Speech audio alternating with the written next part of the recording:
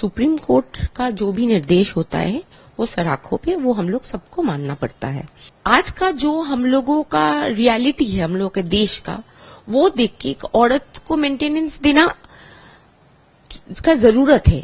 शरीयत का जो लॉ है वो अगर फर्स्ट टू लास्ट तक आप वो इम्प्लीमेंट होता है तो फिर आपको शायद जरूरत नहीं पड़ेगा मेंटेनेंस का। मैं एक भारतीय नागरिक हूं और एक भारतीय नागरिक के हिसाब से सुप्रीम कोर्ट का जो भी निर्देश होता है वो सराखों पे वो हम लोग सबको मानना पड़ता है। इसके बाद जो चीज आप मुझे पूछ रहे हो, क्योंकि मैं एक भारतीय मुसलमान औरत हूं तो इसलिए मैं बोलना चाहती हूँ कि हम लोग का जो शरीयत है उसमें बोलते हैं कि एक लड़की को, एक औरत का जब शादी होता है तो देन मोहर, जो हम लोग डाउरी सिस्टम है, जो पन प्रथा है, वो एक्चुअली इस्लाम में है नहीं। तो एक औरत का जब शादी होता है उसका फैमिली को, उसका माँ बाप को कुछ देना नहीं पड़ता है अकॉर्डिंग टू इस्लामिक लॉ, शरीयत लॉज। तो और वो जब तलाक होता है तब वो दिन मोहर उसको मिलता है। अगर तलाक नहीं भी होगा उसको सारा जिंदगी में उसका हस्बैंड से वो दिन मोहर उसका हक है, उसको मिलता है। और उसके बाद जो तलाक हो जाने के बाद 3 महीना जो पीरियड है वो 3 महीना उनको मेंटेनेंस मिलता है। उसके बाद the man and the woman both are free, उन लोग दोनों, वो औरत भी फिर से शादी करके संसार कर सकती है। अब इसमें आ गया है कि एक है धर्म, एक है कल्चर। पर हम लोगों का देश का जो कल्चर है, जो हम लोग देखे हैं कि औरत लोगों को एक, हम लोगों में ज्यादातर, अभी आप गांव में देखो कि जितना हम लोग जितना भी प्रगति के रास्ते में जा रहे हैं, फिर भी औरत लोगों का एक इकोनॉमिक डिपेंडेंस उसके हस्बैंड के ऊपर आ ही जाता है।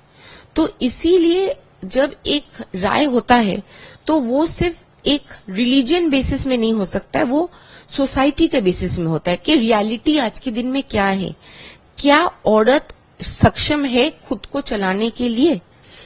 हम बंगाल में रहते हैं, बंगाल की औरत है। हम लोगों को यहाँ पे अभी बहुत सारे स्कीम्स आए हैं, जैसे कन्याश्री स्कीम्स, जिसमें 18 साल तक आपको एक औरत को पढ़ाने के लिए फैमिली को पैसा दिया जाता है, उसका एजुकेशन फ्री हो जाता है। उसको फिर गवर्नमेंट से ही 25 साल के बाद 1000 रुपया करके, और अगर आप एससी में हो तो 1200 रुपया, उसको एक फाइनेंशियल एड दिया जाता है। क्योंकि एक औरत के हिसाब से हम सिर्फ यही बोलेंगे कि एक ना एक दिन हम लोगों को, औरत को वहां पहुंच जाना चाहिए कि अगर मेरा तलाक हो गया तो मुझे तकलीफ दिल में हुआ, लेकिन कल से पैसा कहां से आएगा ये नहीं सोचना चाहिए। लेकिन उसके लिए गवर्नमेंट को ही वो हम लोगों को इंफ्रास्ट्रक्चर देना पड़ेगा कि हम लोग, औरत लोग पढ़ाई करके मर्द से मेंटेनेंस लेने का जरूरत नहीं है कि मर्द जितना कमाता है मैं भी उतना कमाती हूँ, तो अगर शादी टूट गया तो तकलीफ दिल में हो रहा है, पैसों के नहीं।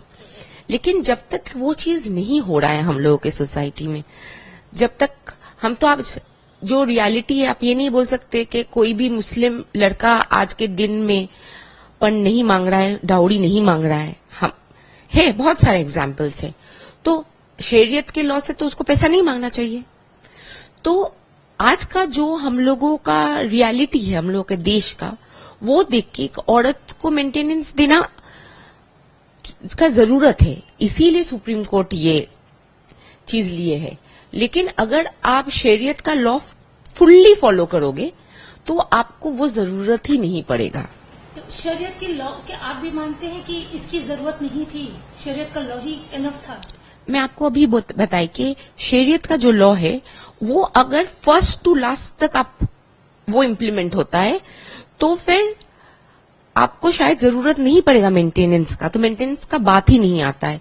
लेकिन आज हम लोग के देश के औरतों का जो जरूरत है वो देख के सुप्रीम कोर्ट, माननीय कोर्ट ने जो वर्डिक्ट दिया है वो हम लोग सबको ही मानेंगे।